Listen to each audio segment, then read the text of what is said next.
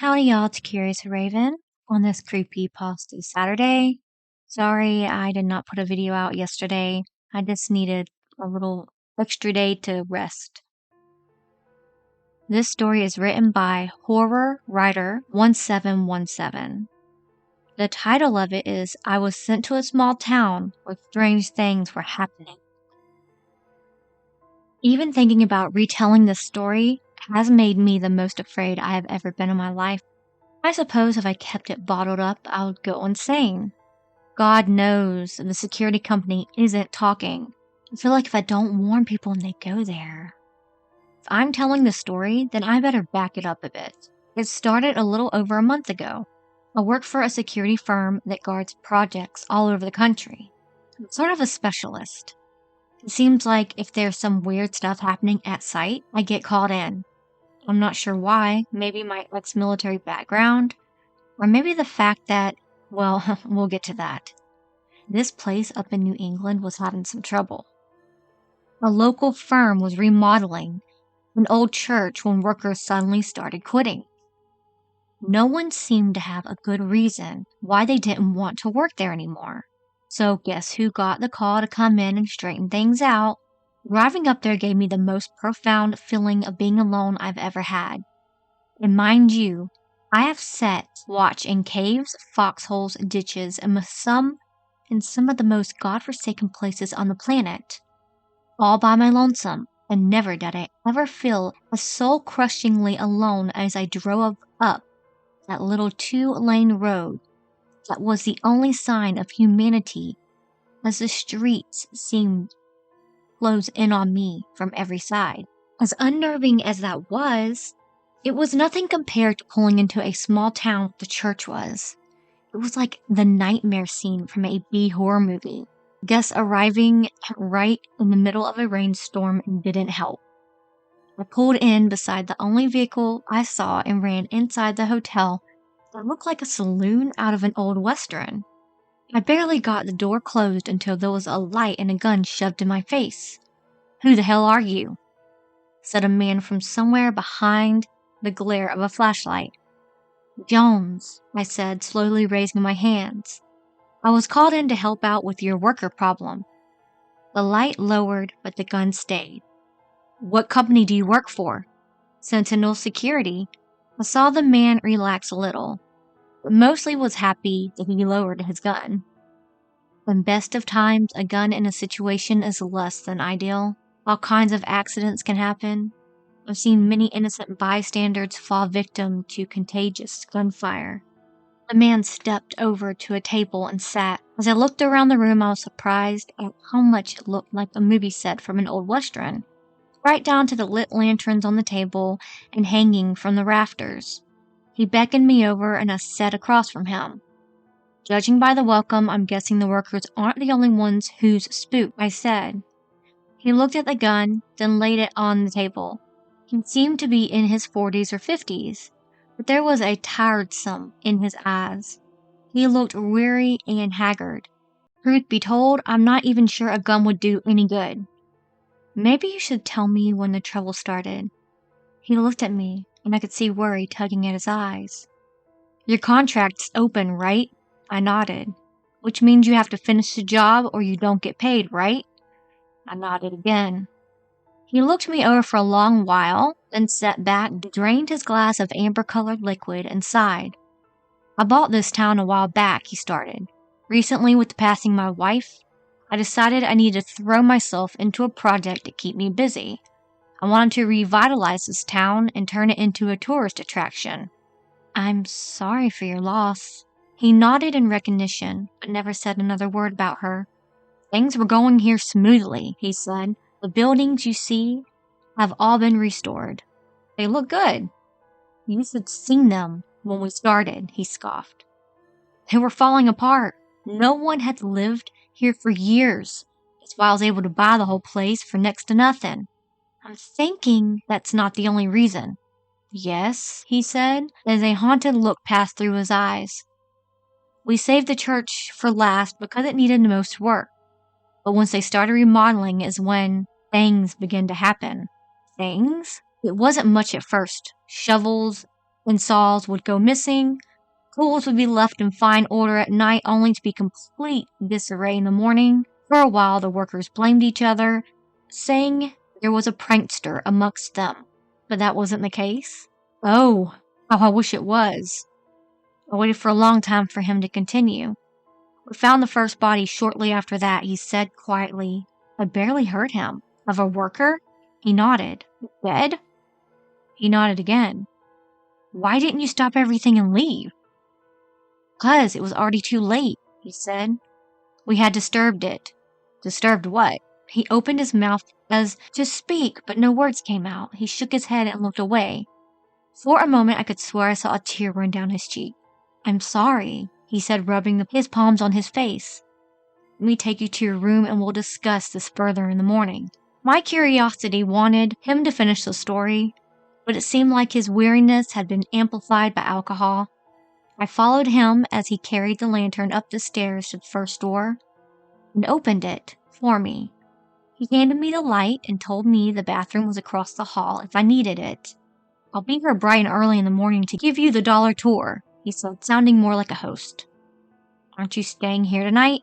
His eyes flashed genuine fear. Not here, he said. I'll be back in the morning. I looked around the comfortable-looking room, trying to decide what was so wrong with it, and as he stepped to the door. Oh, by the way, he said, stopping at the doorway, don't bother with your cell phone. There's no signal up here. I glanced down at my phone, and when I looked up, he was gone. I picked up the lantern and stepped to the doorway, but I didn't hear him leaving. You would have thought someone walking out on a hardwood floor would make some noise, but it was silent. The only noise I heard was the rain pelting against the windows. Since I was already in the hallway, I decided to check out the bathroom. I walked a short distance from the hall and found it to be functional and clean, but nothing extraordinary. While I was there, I used the toilet and washed my hands, then went to the room and got my toiletries kit to brush my teeth. Carrying a lantern around was a little disconcerting.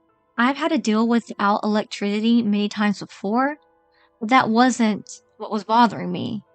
The shadows from the lamp danced all over, giving the impression of others in the room with me. It's strange because I'd never had that feeling before. Shadows were always just shadows. I was trained to be cautious of who would be hiding in the shadows, not the shadows themselves. I finished up my bedtime routine and settled into sleep. There wasn't much of anything else to do, so might as well get some rest. One of the things I was taught early on in my career was, anytime you get a chance, rest. You never know when the next chance will come. I laid down on a comfortable bed and did some relaxation exercises. Before I knew it, I was asleep. I woke with a start, not knowing why. It was pitch black in the room. Instead of panicking, I touched my watch to illuminate it and found my phone. Turning on the flashlight and lighting the lamp helped me to get my bearings, but still didn't tell me why I was awake. I sat there for a long moment, then I heard it. There was a loud clanking sound coming from somewhere outside. Sleeping in my clothes when on the job was a habit. I'd gotten into them when I first started doing private security, another carryover from the military. I slipped out of my bed and into my boots and strapped on my utility belt and checked to make sure my sidearm was loaded. I turned off the phone's flashlight and grabbed a small utility flashlight from one of the pouches on the belt. For the moment, I holstered the gun and explored with the flashlight. This could be nothing. I didn't want to go into gangbusters just to find some kids playing around or a worker came in early. I double-checked my watch. It was 5 o'clock in the morning. It seemed like an odd time for a worker to come in. Stranger things have happened. Working my way down the stairs quietly, I double-checked the bathroom. It was empty. Opening the door, I had the strangest feeling that something was wrong. Nothing seemed to be out of place. It had stopped raining, and I stepped out into the street to find a light layer of fog. Looking up and down the street, I heard the noise again. It sounded like it was coming from the direction of the church. Leading with the flashlight, I started in that direction. There seemed to be a light, a slight orange glow coming from inside the building closer I got. The beam of my flashlight made the air around me glow. It made me feel like I was giving my position away. I fought back the feeling. This was a little town in Vermont, not an active war zone. I had to be cautious, but also temper it with non-lethal actions. The church loomed in front of me. It seemed much larger up close. I climbed the steps and reached for the doorknob when a loud crack sounded behind me. I whipped around, shining my flashlight at everything, but there was nothing there. As I was looking back, I noticed a light in the window of my room. I must have left the lantern lit. As I looked, I saw the light dim from a distance and then get much brighter, almost as if someone had walked in front of it. Temperature felt like it was in the lower 70s. That didn't keep a chill from running down my spine. Someone was curious to know who I was. From experience, I found that it's never good if someone wants to find out who you are, but doesn't want to do it face to face.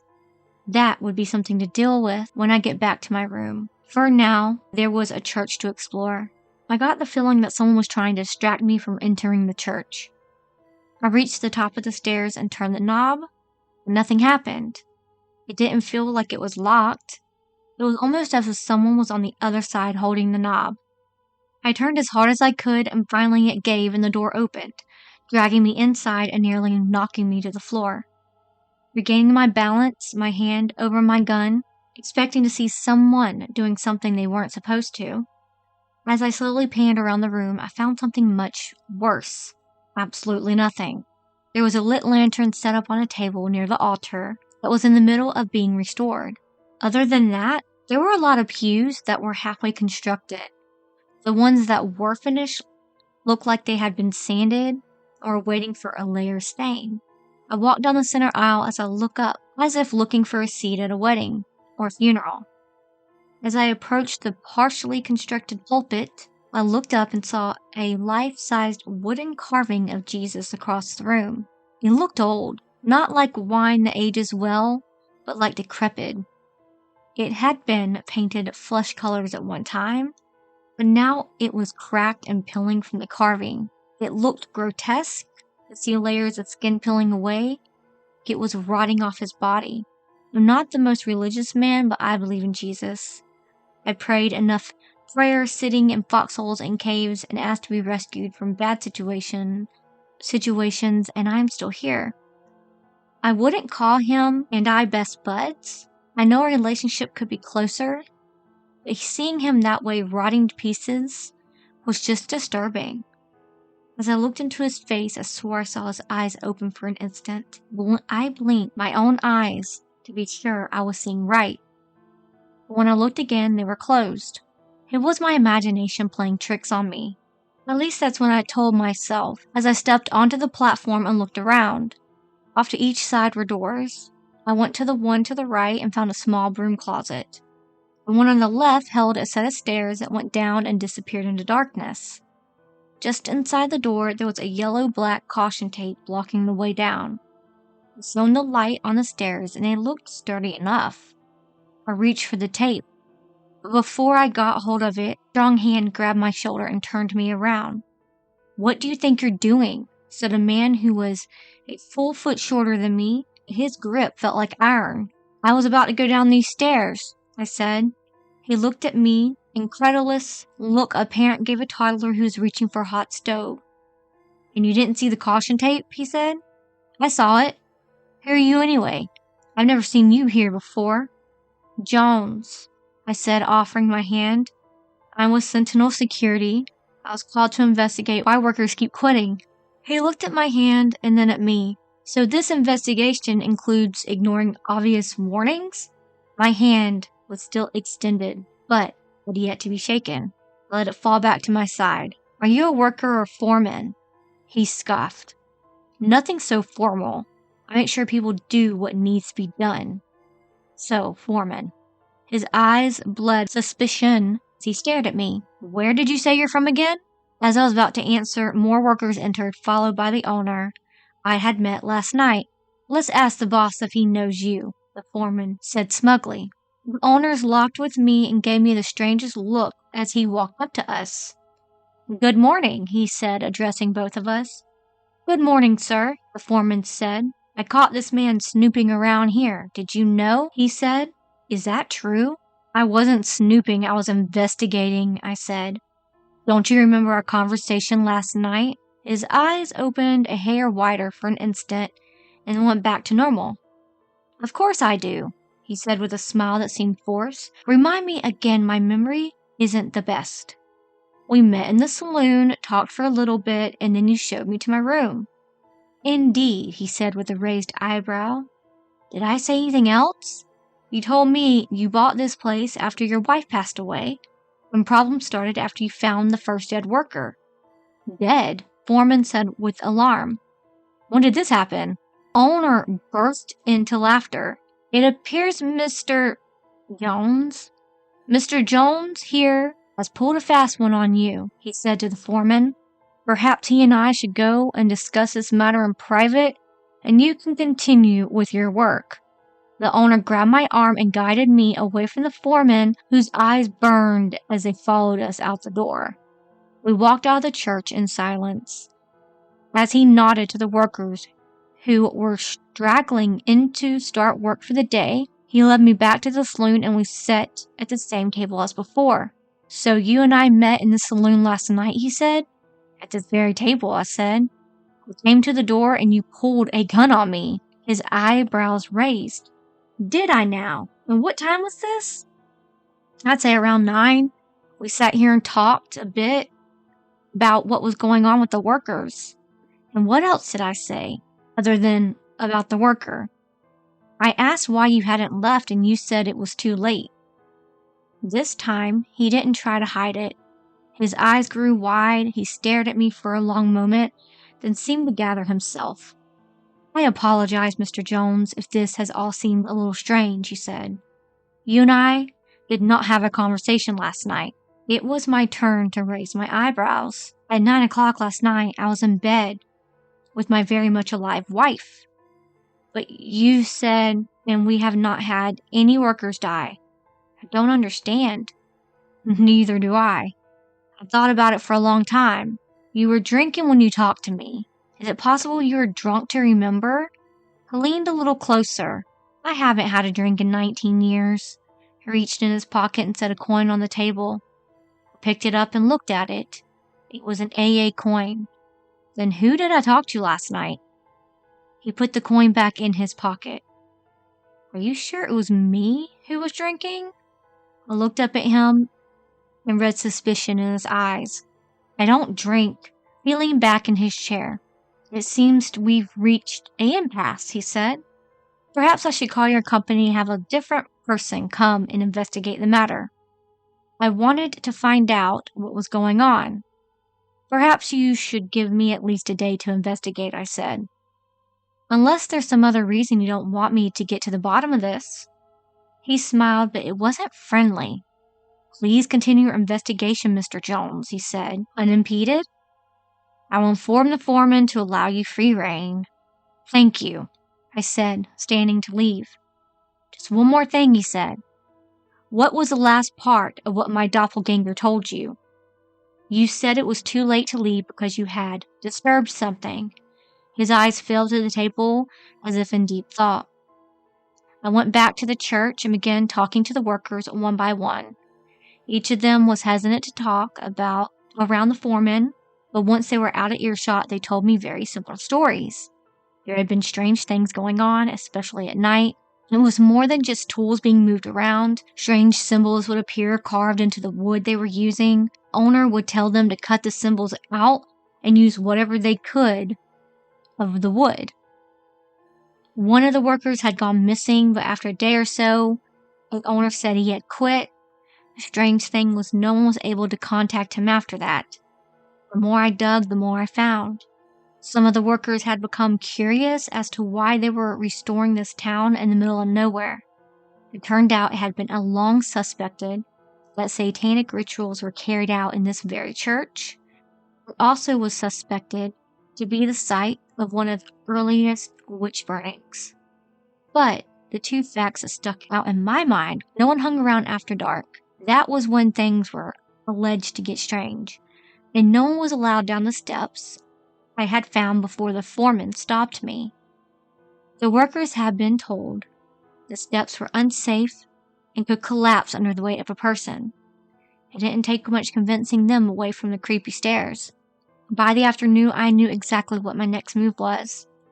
I went back to my room and checked around to see if anything was missing. Nothing seemed to be, so I set my watch and took a nap.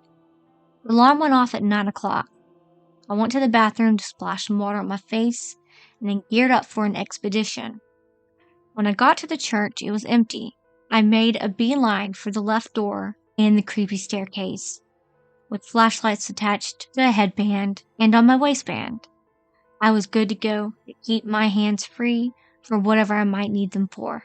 I attached a safety rope like mountain climbers do and found a sturdy spot to anchor it into the wall. If the stairs gave out on me, I at least wouldn't fall. As advertised, every stair creaked like it was about to give out, but thankfully none of them did. The trip down was an assault on the senses. The damp, musty smell of rotting wood and general decay was nearly overwhelming. I was surprised at the general lack of cobwebs. It told me this area wasn't quite as off-limits as some had let on. Surprisingly, the bottom didn't open up into a full basement. There were a few wooden shelves at the base of the door, but they were empty. Instead, it became a narrow passageway. The floor is made of dirt, and the walls were the same stone the foundation of the church was made from. It seemed whoever had built in this tunnel built it at the same time as the church. The ceiling barely made it to 6 feet. I had to duck to keep from brushing my head against it. I wasn't sure what I expected to find. This was the key to discovering what was happening here. I've been walking for 10 minutes. Senses alert, hand on my holster sidearm. Suddenly, the air changed. The smell became more pungent and the air warmer. There was a feeling of closing in that made the hairs on my arm stand up. I turned a corner. The tunnel opened up into a large room with a high ceiling. I panned around, trying to get the scope of the room, while my light fell on something big in the corner. It looked like a massive black boulder that was made of leather. Watching transfixed, I noticed it was moving. Not much, but just a bit rising and falling. I realized it was breathing. Fear gripped me. No longer had any interest in finding out what was going on here. I just wanted to turn away and slowly back away. The thing made a noise. It was either a snore or a cough, but in either case, it seemed to be waking up. I doused my lights and stayed as still as possible while listening to the total darkness. Its breathing became louder and less steady. I heard a creaking. It sounded like the bones when someone scratched. It was getting up, and I was standing in the middle of the tunnel. If by some miracle it didn't already know I was there, as soon as it walked over here, it would run right into me. My mind raced to come up with options as I heard footsteps coming closer. I backed up against the wall and started edging to the left, hoping I was in the main room and not still in the tunnel. The footsteps were so close, then they suddenly stopped. The absence of the sound was deafening. I tried to hold my breath and then listened for the beast's breathing. It was slow and sporadic, as if it was listening for me. Neither of us moved. We barely breathed, each waiting for the other to reveal their location. My hand drifted to the gun as I pulled it out of the holster as quietly as possible. Air shifted. The beast had moved, but I didn't know where. I heard a strange belching sound. "What are you doing, Mr. Jones?" I tried to hold off as long as I could, but curiosity got the best of me. I turned my headlamp to find the owner standing right in front of me, staring at me with a maddening smile. My eyes darted around looking for the beast, but I knew I wouldn't find it. It was standing in front of me. "So, are you the real thing?" I said, hoping to keep the panic out of my voice. "Or are you some shapeshifter who pretends to be someone else because he has no identity of his own?" "I am whomever I want to be," he said. I heard this belching again, Only this time I had a displeasure of watching it happen. His entire body rippled and tore itself apart, only to reform itself into the beast for a moment, and then tear apart again and reform into something much more terrifying. I gasped, looking into my own eyes. "You see," he said in my voice, "I can take your place and travel around pretending to solve problems." While he was changing, I glanced around to see if there was anything else in the room I could use. In the far corner, I saw what looked like a nest, an inverted cross hanging on the wall. "If you could, why haven't you?" I said, playing a hunch. "What?" "If you were free to go anywhere, then why haven't you? Why sit here in the middle of the woods with nothing to do?" "I chose to stay here," he said in my voice. "You chose because this is where your power is? You know so little. I'm rebuilding this place so my worshippers can live here and pray to me, giving me all the power I need, just like when this place was first built. And until my followers thrive, I survive off of human sacrifice. So you did kill the worker, and no one remembers him, just like they won't remember you." I grinned and took a step forward, but I drew my pistol and shot him in the forehead. He fell to the ground, bleeding. It was a strange sight to watch myself die, but then the squelching began and again, and he reformed into his demonic form. He stood 10 feet tall and covered in leathery skin that looked like tiny teeth. His face was a nightmare of glowing red eyes and massive sharp teeth. He roared at me in what sounded like 1,000 voices. I turned and ran down the tunnel, ducking so I didn't hit my head and knock myself out.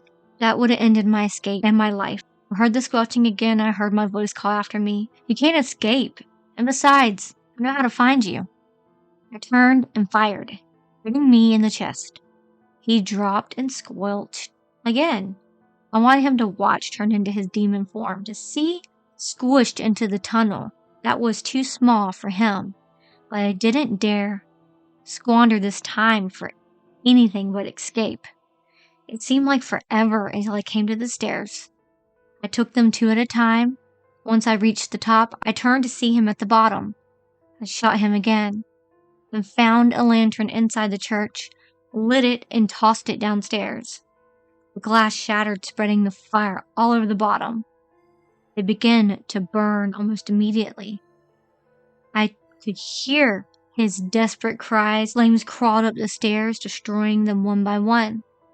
Turning and running out the door, I didn't bother with my things in the room. I hopped in the car and drove like a bat out of hell. My hand shook on the steering wheel as I glanced in my rearview mirror, hoping I wouldn't see that thing chasing me. I saw a glow glowing in the forest behind me. I prayed the whole church was on fire and it would spread all the houses. I only wished his followers were in the houses when they burned. I wondered how many more places there were like this in the world.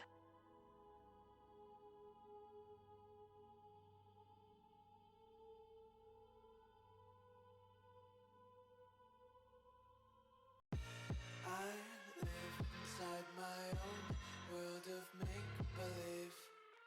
Kids screaming in the cradles, profanities. I see the world through ice covered in ink and bleach. Cross